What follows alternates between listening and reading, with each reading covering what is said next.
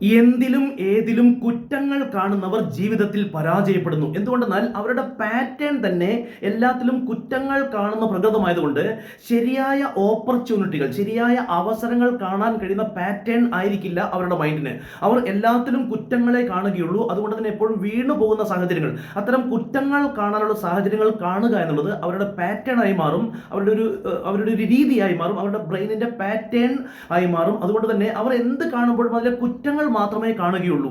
അതുകൊണ്ട് തന്നെ ശരിയായ അവസരങ്ങൾ കാണാൻ കഴിയുകയില്ല. അതുകൊണ്ടാണ് കുറ്റങ്ങൾ കാണുമ്പോൾ അത് ആ സാഹചര്യങ്ങൾ വീണ്ടും വീണ്ടും അട്രാക്ട് ചെയ്യപ്പെടുന്നു എന്നാണ് ലോ ഓഫ് അട്രാക്ഷൻ നിയമപ്രകാരം പറയുക. സൈക്കോളജിക്കലി പറഞ്ഞാൽ ആ ഒരു പാറ്റേൺ ആയി മാറുന്നു. അതുകൊണ്ട് തന്നെ അതേ അവർ കാണുകയുള്ളൂ.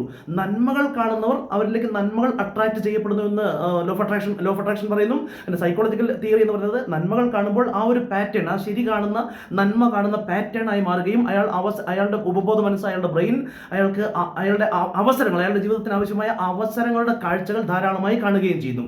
ഏതായാലും കുറ്റങ്ങൾ കാണുന്ന പ്രകൃതം നല്ലതല്ല എന്ന് പറയുമ്പോൾ തന്നെ ഒരു കാര്യം കൂടെ നാം ഓർക്കേണ്ടതുണ്ട്. അതായത് എല്ലാത്തിലും നന്മകൾ കാണുക എന്ന് പറയുമ്പോൾ യാഥാർത്ഥ്യബോധത്തോടെ കാണുക എന്നൊരു അർത്ഥം കൂടെയുണ്ട്. അതായത് മെറിറ്റ്സ് ആൻഡ് ഡീമെറിറ്റ്സ്, അതിലെ മേന്മകളും പോരായ്മകളും കാണേണ്ടതുണ്ട്.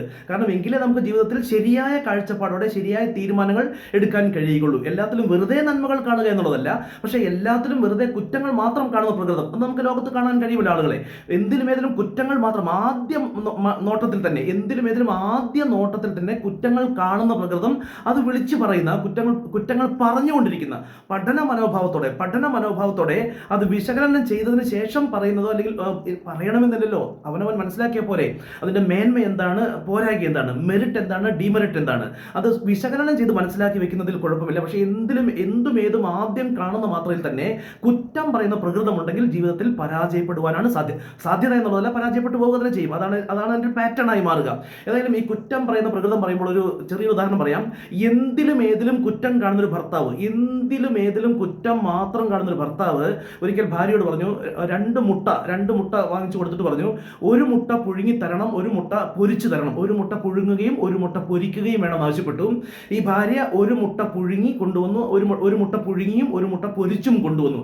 അപ്പോഴും ഇദ്ദേഹം പറഞ്ഞു, നിന്നോട് ഞാൻ ഒരു മുട്ട പൊരിക്കാനും ഒരു മുട്ട പുഴുങ്ങാനും അല്ലേ പറഞ്ഞത്, ഇതെന്താ കാണിച്ചു വെച്ചിരിക്കുന്നത്? അപ്പൊ ഈ ഭാര്യ പറഞ്ഞു, ഒരു മുട്ട പുഴുങ്ങിയതും ഒരു മുട്ട പൊരിച്ചതുമാണല്ലോ. പക്ഷെ ഞാൻ അങ്ങനെയല്ല പറഞ്ഞു, ഞാൻ പറഞ്ഞതിൽ പുഴുങ്ങേണ്ടുന്ന മുട്ട നീ പൊരിച്ചു, പൊരിക്കേണ്ടുന്ന മുട്ട നീ പുഴുങ്ങി. ഇതാണ് കുറ്റം കാണുന്നവരുടെ പ്രകൃതം. ഏതായാലും എല്ലാ കാര്യങ്ങളിലും കുറ്റം കാണുന്നവർ ജീവിതത്തിൽ പരാജയപ്പെട്ടു പോകുന്നത് മനസ്സിലാക്കിക്കൊണ്ട് ശരിയായ മനോഭാവത്തോടെ വിശകലനം ചെയ്യുകയാണ് വേണ്ടത്. ഏതായാലും എന്തിലും ഏതിലും കുറ്റം കാണുന്ന പ്രകൃതം നന്നല്ല.